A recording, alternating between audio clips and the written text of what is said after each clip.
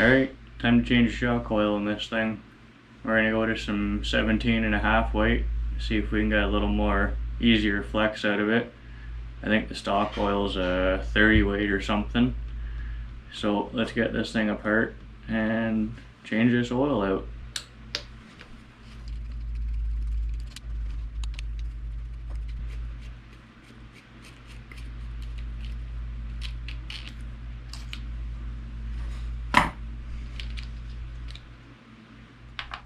Alright, we're going to change the oil in this thing, but we're also going to try and fix the sticky shock. Now, most of you that have one of these things know that they got a bit of an issue after they've been sitting for a while, and the shock doesn't want to compress until you break it free, and then it's just fine. What I'm going to do is get some O-rings or a rebuild kit for a Slash, I believe, and swap out the spacer in there for something a little bit shorter, because the spacer and the O-rings are too long, and when you tighten this cap down it squishes them together and pinches on the shock shaft, and that's where you get that sticking.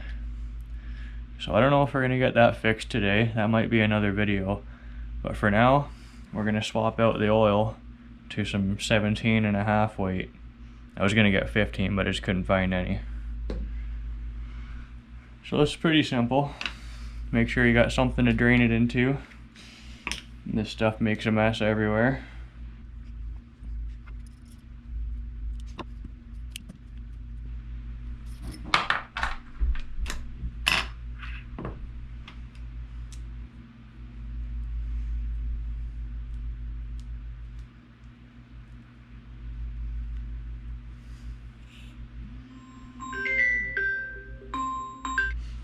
Alright, back again. So just dump the fluid out of your shock. There's not much in there, so don't be surprised if barely anything comes out. I'm going to back this collar all the way off just to make things easier when we put the spring on. So we're going to loosen this off here, pull it out, see if we can get these little O-rings and spacers to come out. Wobble it around, mess with it, pull it out. There's the spacer. Try and get this other O-ring out. To do this properly, you'd pull it all off and take a pick and use a pick to get the O-rings and stuff out, and I can't be bothered to do that. So, alright, good enough. There's the O-ring, the spacer. There's another O-ring up in there. It doesn't want to come out. That's fine. It ain't gonna make that big of a difference. So what we're gonna do, just take some of the shock oil and try and lube up that spacer real good. And hopefully that helps it slide around a little better. Thread your cap back on.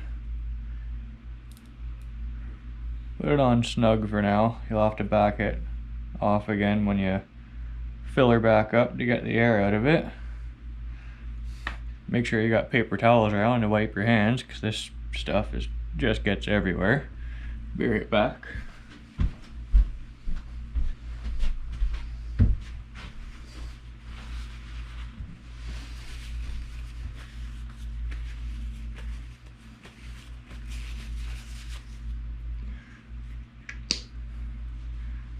Now we're going to fill it right up. Pull the shock shaft all the way down.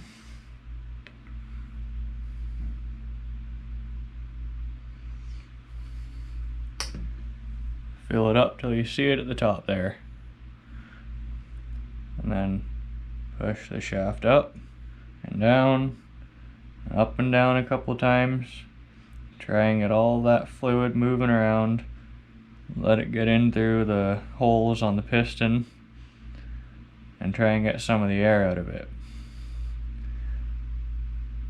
Now you can set this on like a piece of cardboard that you punch some holes through or something. Let it sit for 30 minutes or 40 minutes or an hour to let the air get out on its own. Or tuck it into one of the nooks and crannies here and let it sit upright.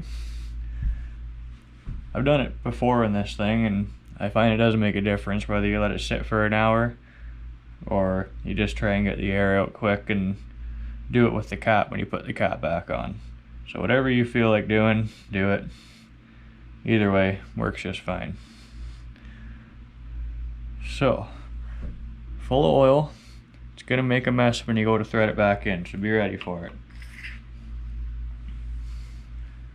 Compress the shaft all the way. Take the cap, hold your shaft so it doesn't extend itself. Thread on your cap. It's gonna make a mess. It's gonna go everywhere. So be ready for it. Have some rags, have a dish ready here. Thread that cap back on. Put her nice and snug on there. Now check around the seal right there. I don't know if you can see that, but the O-ring pushed out of the side. And I found it happens fairly often when you're doing this. So back it off.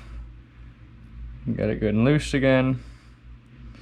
Make sure that shaft is all the way in at the bottom. And just kind of go nice and slow. Before you get snug, do a quick spin around. Yep, looks like it's in there. Snug her up again. Okay. Now, that little bit of rebound is pretty normal. You're not going to get much less than that. But what we're going to do, put pressure on it, loosen off this bottom cap a little bit, and it should let it go right up in there. Then you're going to thread that cap back in, and it's going to push it back out a little bit. Nothing you can do about it. So the cap's loosened off. Push her right down.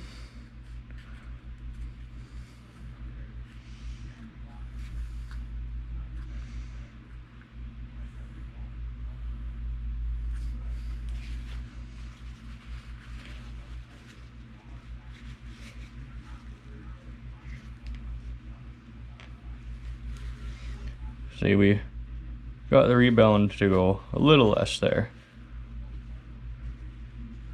If you can push it in and it keeps itself in, then you're good. If it starts pushing itself all the way back out again, then you got some air in there.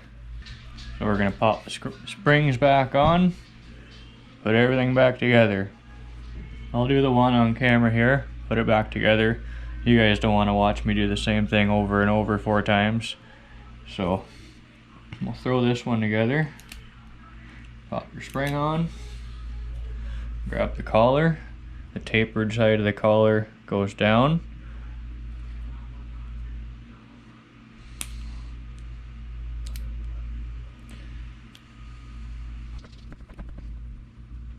So we'll start this back up once I get the tires on it. We'll go from there. Alright, so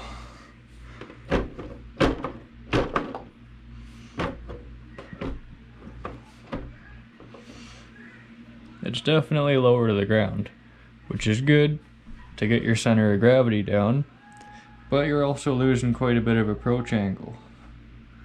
So if you want it taller, you just crank the preload a little more, and then that'll put more tension on the springs and push it up. But it will also put more tension against what you're trying to flex. Sorry, it'll make it stiffer when you're trying to flex. So don't be afraid to mess around with these things. They're easy to work on. If you screw something up, you can fix it pretty easy. Parts are cheap, so just have fun with it.